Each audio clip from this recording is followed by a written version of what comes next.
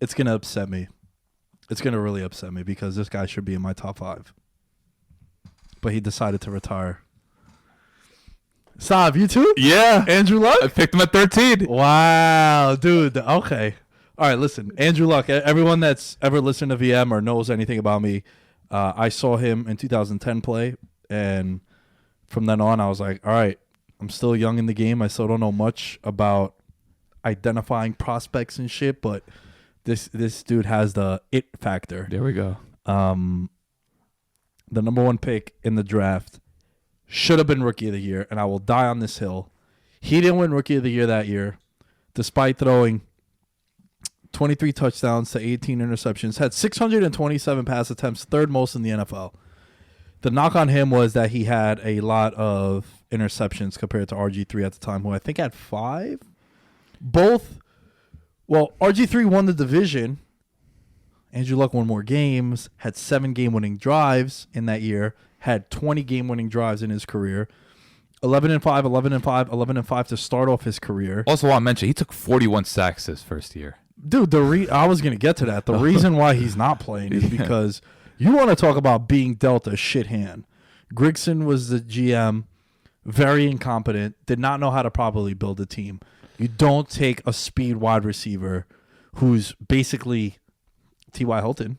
Like, you have a guy in that mold already. Right. I could understand you want to get a wide receiver like a big body guy. I could get behind that. But when you take a speedster who basically ran a fast 40 time, and that's how he popped up on the radar. And you have clear needs. Like, you have so many needs.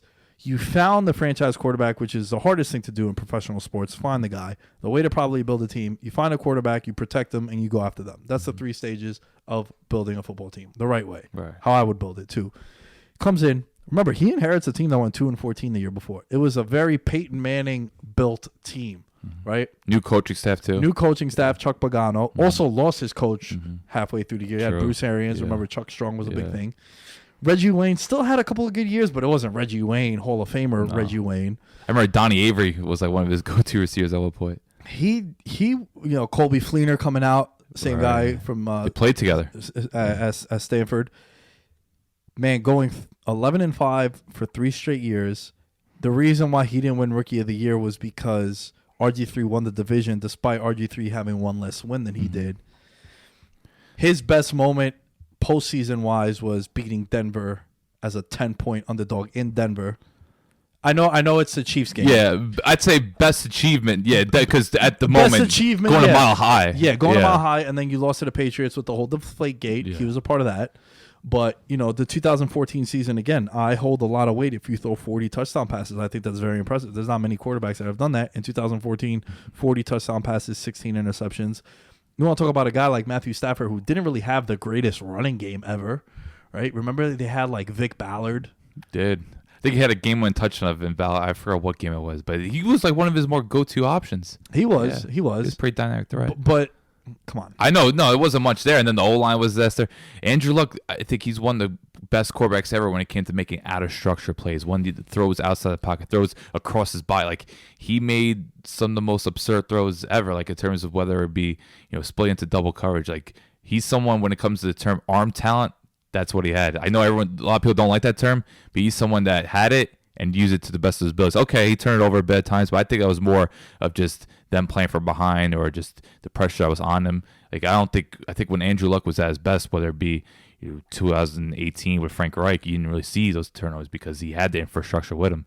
He had to work with a lot of scraps at times in Indianapolis, and he definitely made the most of it. Like, that his rookie year, he had 5 game-winning drives. He tied the best ever 7. with... Oh, 7. Okay. 7 game-winning drives, 4 fourth-quarter comebacks. Okay. So that's what's up, because he was tied with Roethlisberger and Vince Young in that stat, which Let's is pretty go, good. my boy.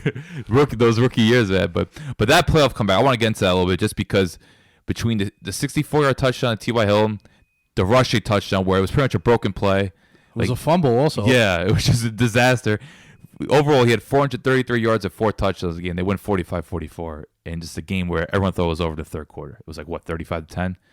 And I think that was the moment where I knew Andrew Luck was very good, but that's the moment I was like, whoa, this is an MVP caliber talent. This is the one that is going to become a superstar in this league. And, it hurts that we kind of lost a lot with him, but I was glad he did get his moment in 2018. Because I thought he was really good that year. It's a little bit of a slow start. Let's not forget they started 1-5, but look what they did.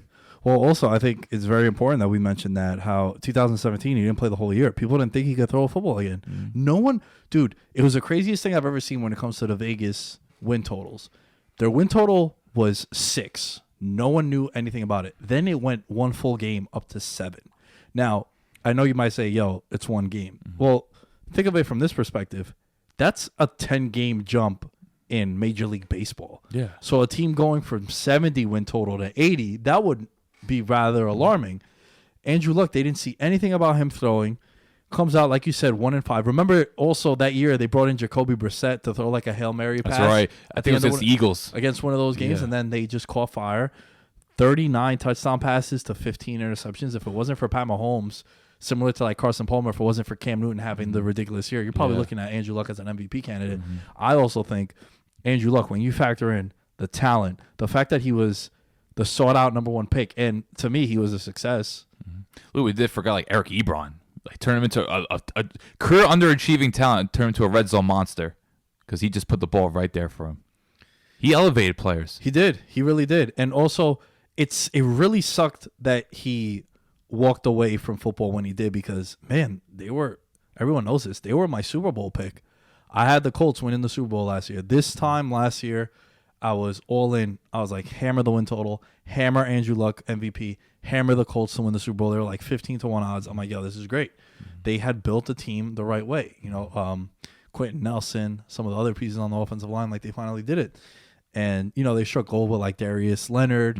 Malik Hooker was coming back. You know, Pierre Desir, I think, is a very good corner that not a lot of people talk about. So they were building it the right way. But when Andrew Luck was on, man, and he was healthy, you're talking about 2014 was just 2014, 2018, even 2016. Sure, they went 8-7, but 31 touchdowns to 13 interceptions. I also want to show some love. He beat Peyton twice because those games against Peyton were a big deal. No, one playoff game, but some of the regular season games, like Peyton's return and then his last game in Lucas Oil Stadium, like to outduel Peyton twice, especially his rookie year, it says a lot.